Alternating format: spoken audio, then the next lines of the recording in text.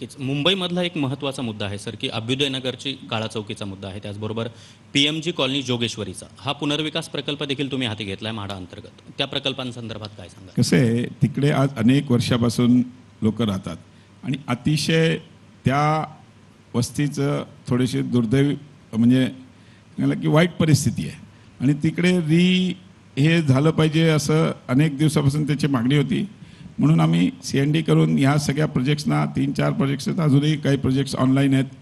म्हणजे कामाटीपुरा असेल, असे सगळे अभ्युदयनगर आहे, आदर्शनगर आहे, अशा ह्या सगळ्या प्रोजेक्ट्सना ह्याच्या मागचा उद्देश असा आहे की इकडे एक तर मी सांगितलं तसं आम्ही FSI 3-4 विथ प्रीमियम असं करतो आणि जो बेस्ट बीड करेल त्याला आम्हाला त्याच्या मागचा आणि त्याच्यामुळे आमच्याकडे एक हाऊसिंग स्टॉक डेव्हलप होईल आणि तो स्टॉक डेफिनेटली आम्ही low income group, mid income group, LIG, HIG, EWS अशा या सगळ्यांना आम्ही देऊ शकू आणि त्याच्या मागचाच उद्देश आहे की आणि त्या भागातले राहणारे शेवटी वर्षानुवर्ष या आमच्या मुंबईमध्ये राहणारी ती मंडळी आहेत, त्यांना चांगलं घर हक्काचं मिळालं पाहिजे, त्यांना चांगल्या घरात राहायला मिळालं पाहिजे, त्या पद्धतीने आमचा तो त्याच्या मागचा उद्देश आहे. नक्कीच. सर, मुंबईतला सगळ्यात महत्त्वाचा वर्ग होता तो गिरणी कामगार आणि त्या गिरणी कामगारांचा घरांचा प्रश्न, सोबतच BDD चाळीतल्या पोलिसांच्या घरांचा प्रश्न, हे सुद्धा तुम्ही मोठ्या प्रमाणावर मार्गी लावलेले आहेत.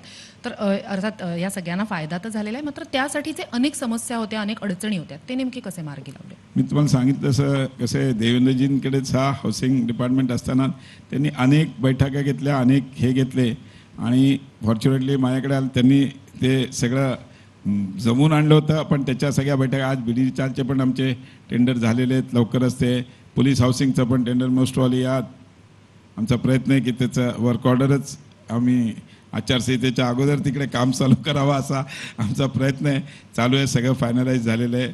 माझ्याकडून तो ऑलरेडी फाईल हे झालेली आहे आणि मी सांगितलं तसं ह्या सगळे हे प्रोजेक्ट्स अनेक दिवसापासून पेंडिंग होते, पण त्याला जे लास्ट एज लागते त्या सगळ्या गोष्टी आम्ही मीटिंग्स घेऊन आणि मी यामध्ये आवर्जून उल्लेख करेल माननीय एकनाथ शिंदे साहेबांचा, देवेंद्रजींचा, अजितदादांचा, हे अतिशय ह्याच्यामध्ये पॉझिटिव्ह त्यांनी हे ठेवल्यामुळे हे सगळे निर्णय घेऊ शकलो आणि मला नक्की मी सांगितलं तसं आदर्शनगर असो, अभ्युदयनगर असो, BDD चाळ असो, हे सगळे विषय मागच्या 6 महिन्यापासून मी लक्की आहे की माझ्या पिरियडमध्ये हे सगळे होत आहे. I am feeling very much proud.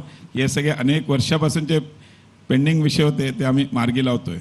यामध्ये गिरणी कामगारांचा तुम्ही एक उल्लेख केला, तो गिरणी कामगारांचा असं आहे की आपल्याला माहिती असेल की पूर्वी 1.5 लाख, 1,65,000 अशी नावं यायची. मग नंतर मी यामध्ये कामगार विभाग जे आमचं त्यांचं पण खूप आभार मानेल की त्यांनी कामगार विभागाने ह्याच्यामध्ये आवर्जून लक्ष घातलं आणि ती यादी आता जवळजवळ 1 लाखापर्यंत आली आहे. म्हणजे काय होतं, काही घरातल्या दोघांनी, बहिणीने भरला आहे, भावाने भरला आहे, असे अनेक जे विषय होते ते मार्गी लागून परिवारात ते एका माणसाचं करून आज जवळजवळ 1 लाखाच्या आसपास ती यादी आलेली आणि माननीय एकनाथजी शिंदे साहेबांनी आणि देवेंद्रजी फडणवीस साहेबांनी, अजितदादांनी एक बैठक घेऊन त्या बैठकीमध्ये आमचे MMRD मधले जे सगळे म्हणजे या स्कीम्स आहेत त्याच्यामध्ये जसं म्हाडा असेल, अजून आमचं सिडको असेल, MSRDC असेल, असं ह्या सगळ्यांना घेऊन हे घरं बांधली पाहिजेत. त्याच्याकरता त्यांनी त्याच्यामध्ये जॉईंट व्हेंचरमध्ये एक करून या गिरणी कामगारांसाठी घरं आणि या सामान्य मध्यमवर्गीय लोकांसाठी घरं, जसं पहिलं स्कीम तुम्हाला माहिती असेल तर आम्ही रमाबाई आंबेडकर नगरमध्ये उद्घाटन केलं, ती सुरू झालं काम. जो तिकडे आमच्या हिशोबाने 27,000 घरं तिकडे होणार आहेत. नक्कीच.